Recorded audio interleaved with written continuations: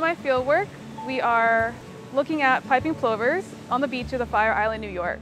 I came into a project that was looking at the population dynamics and nesting ecology of this endangered shorebird.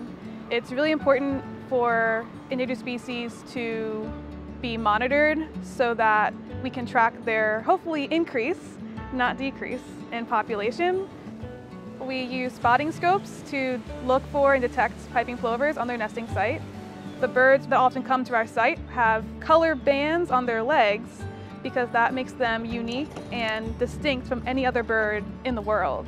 So we know that this bird is alive, we know this bird has this history, nested here in the past, nested somewhere else in the past. We also will track those nests until they hatch. And once they hatch, we find these really cute chicks, and we also will band those chicks and monitor their survival throughout the season until we maybe see them again next year. The thing about Fire Island makes me a little apprehensive is that historically, parts of that beach were segregated. One of the namesakes of part of the beach designed the roadways to exclude public buses in an attempt to prevent Black people from coming and recreating on the beach.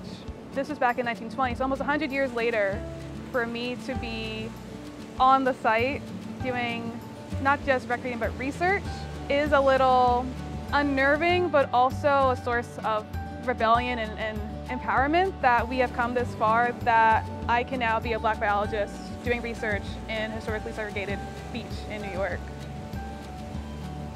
What I've learned from working with shorebirds is that birds just invite people to be more curious. You can always be a birder wherever you are, in your rural communities, suburbs, cities, and using that as a way to connect everyone with conservation and environmental science and nature.